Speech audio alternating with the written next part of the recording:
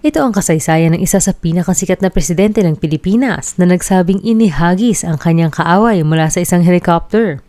Totoo nga ba na binaril niya ang kanyang kaklase noong kolehiyo noong 1970s? Ginalaw nga ba siya ng isang kontrobersyal na pare na nagbayad ng $16 million settlement? At paano niya nilinis ang gulo sa Davao? Mula sa pinakadelikadong lugar ay naging pinakaligtas noong 2015. Kilalanin natin si Rodrigo Duterte at ang kanyang ambag nang maging mayor siya ng Davao. Tara, alamin natin sa history. Ang kanyang ama na si Vicente Duterte ay isang Cebuano lawyer at ang kanyang ina naman na si Soledad Roa Duterte ay isang guro sa Cabadbaran, Agusan del Norte at isang civic leader na may lahing Maranao. Ayon mismo kay Duterte, sila ay may lahing Chinese mula sa kanyang lolo na nagmula sa Xiamen sa Fujian, China. Kamag-anak ng mga Duterte ang political family ng Durano at Almendra sa Cebu. Sa katunayan, ang ama ni Duterte na si Vicente ay nagsilbing mayor ng Danao, Cebu at pagkatapos ay naging gobernador ng noon ay hindi pa nahahating Davao Province. Nanirahan ang pamilya ni Duterte sa Maasin, Leyte na siyang bayan ng kanyang ama. May mga kamag-anak din sila sa Inan sa ibang parte ng Leyte. Taong 1948 ay lumipat ang kanyang pamilya sa Mindanao, pero nagpabalik-balik pa rin sa Visayas hanggang mag-4 na taon si Duterte noong 1950 kung saan namalagi na ang kanyang pamilya sa Davao nang magtrabaho bilang private lawyer ang kanyang ama. Nagtrabaho bilang guro ang kanyang ina na si Soledad hanggang 1952 nang pasukin ng kanyang ama ang politika. Edukasyon. Isang taon nag-aral sa Labun Elementary School sa Maasin, Leyte si Duterte bago lumipat sa Santa Ana Elementary School sa Davao City, kung saan natapos niya ang kanyang elementarya noong 1956. Ngunit may katigasan ng ulo itong si Duterte at masasabing isang pasaway din. Marahil ay naimpluwensyahan ng barkada o kaya naman ay may pinagtatakpang damdamin mula sa isang traumatic na pangyayari. Dahil hindi lang isang beses napatalsik ng high school si Duterte kundi 2 beses pa. Una siyang pumasok sa Ateneo de Davao University High School, ngunit napatalsik dahil sa misconduct. At dahil may pinanghahawakan ang kanyang magulang na malinis na reputasyon at para na rin disiplinahin si Duterte. Matapos nitong ma-expel mula sa Ateneo ay ipinadala ito sa malayong paaralan ngunit napatalsik din. At nagkaroon pa ng hinanakit ang teenager na si Duterte sa mga nagdidisiplina sa eskwelahan dahil sa pamamahiyang ginawa sa kanya sa harap ng mga kaklase na di umano ay parte ng pagdidisiplina. Nauwi pa rin naman sa magandang ending ang edukasyon ni Duterte nang siya ay magtinuna sa pag-aaral at nakagraduate ng high school sa Holy Cross College of Digos, na kilala na ngayon bilang Cor Jesus College. Kumuha siya ng Bachelor of Arts in Political Science sa Lyceum of the Philippines sa Manila kung saan nakahiligan niya ang politika at history.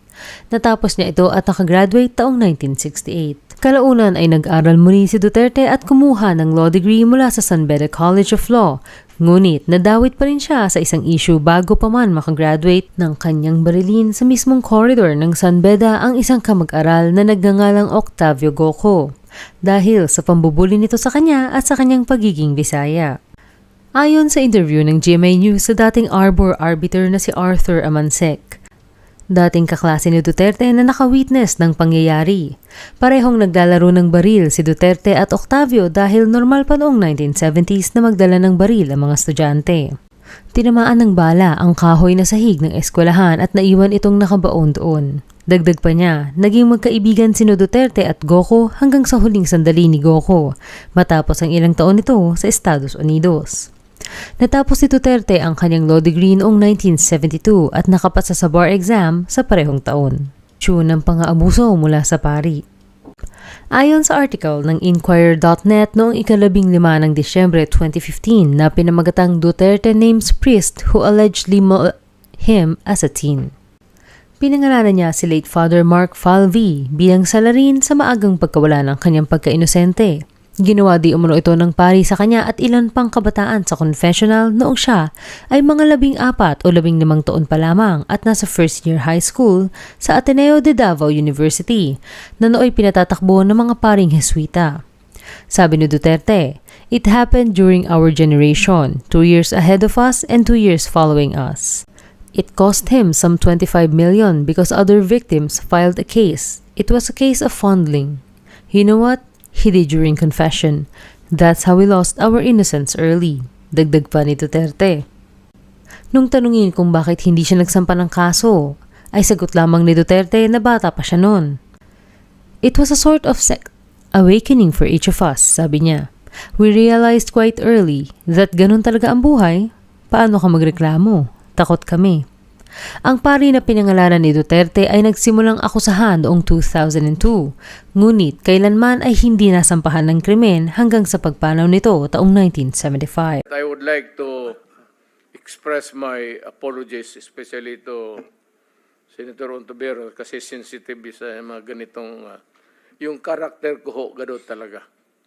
Baski saan mo ako ilagay, gano'n ka, even in front of anybody. Ganon talaga ako. Bastos ako. Walang hiya ako kasi galing ako sa baba. Salamat Class kaayo, three Mr. ako, Chair. thank you. Hindi ako sensitive. Ayaw ko lang talaga ng bastos. Ayaw ko ng walang hiya. Lalo na pag pinag-uusapan natin Kaya, ng ma'am, seryosong bagay ng war on drugs saka Kaya extrajudicial killings. ako bastos, ma'am. Salamat kaayo, Wala ang Mr. hiya Chair. talaga ako. Yan ang totoo. Tigilin na po natin yung pagsisira at paninira sa mga Hindi ba institusyon. paninira, ma'am? Because we need- Sinasabi ko, para sabihin kulang. pero may nasabi Hindi rin nila kasalanan. may Ang nasabi ideya rin talaga hindi kulang inutil. ng tao, Pero- kulang ng organization. Pero I Yes, heard yes. the term, Mr. Chair, You have halos to have, inutil. Mr. President, tao, pati pondo ng pera. There are ways na i-strengthen ang PIDEA na hindi natin Hindi sinasabing mo dala sa halos istorya yan dito. inutil. Actually, okay. No. Excuse me, Mr. Chair. Sige. Miyembro po ako ng committee ito, ng subcommittee at ng Senado. So, I am just making an interjection. Pag nagkapanahon akong uli na magtakbo ako ng mayor, maminos-minos talaga lang, I will do the same thing again and again and again, basta nandyan yung droga. Mr. Chair. Yes, ma'am. Mr. Chair, I believe we've given the proper leeway and respect to the former president.